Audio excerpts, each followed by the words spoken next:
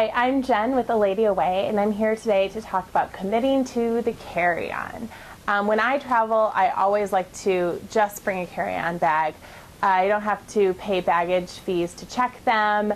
I'm certain that my bag will arrive with me at my destination, and most of all, it keeps me from overpacking. I think that when I restrict myself to just that size bag, I bring only what I need. I think one thing that keeps a lot of women from committing to the carry-on is the TSA regulations on liquids, that cosmetic bag.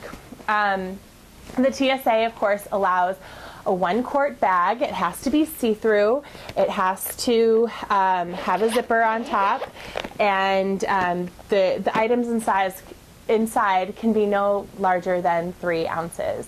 That's pretty daunting, and it has caused a lot of the drugstore industries to come up with things like this, 3-ounce bottles with nice little labels you can put on them and everything.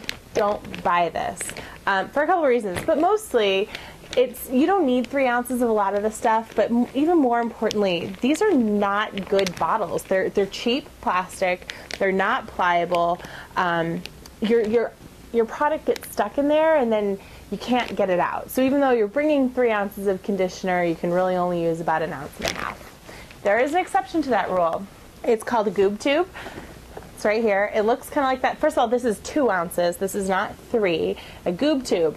I got this from the Container Store, but I think they're sold in other places too. They're a little more, they're definitely more expensive than the drugstore alternative. But look, they're pliable. See that? So that means that I have 2 ounces of shampoo in here. I can get 2 ounces out. It also makes it really easy to clean and to reuse and refill.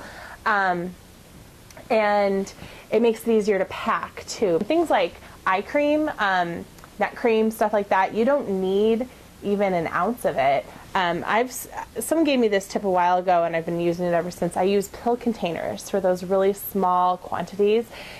This is, for instance, my under eye cream. This quantity could probably last me several months, but it's tiny and it fits in my bag.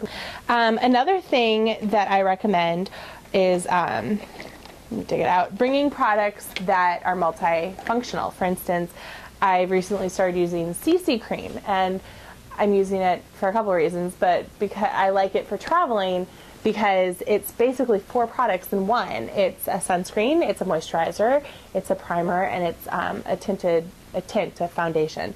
So, and it's 1 ounce. Also, check and see with your brands that you use. A lot of them have samples, especially if you get your brands from department stores.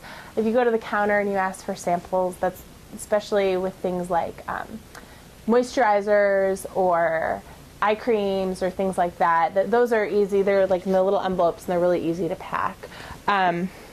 Let's see, there are also a couple of items that a lot of people put into their 1 quart bag that don't necessarily need to be there because they're not liquid. Things like deodorant. You can just put this somewhere else in your suitcase. It doesn't have to be in that 1 quart. Similarly, like your toothbrush, it doesn't have to be in there just because your toothpaste is. For me, sunscreen's a big thing for me. I buy sunscreen on a stick for when I travel because I need large quantities of it, and I want to be able to do a carry-on. But this is, you can see, it's a stick. It's a solid, so it doesn't have to take up any room in that 1 quart bag.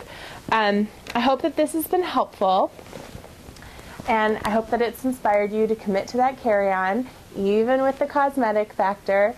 And I'm sure I missed something, so please let me know in the comments section if you have any other suggestions.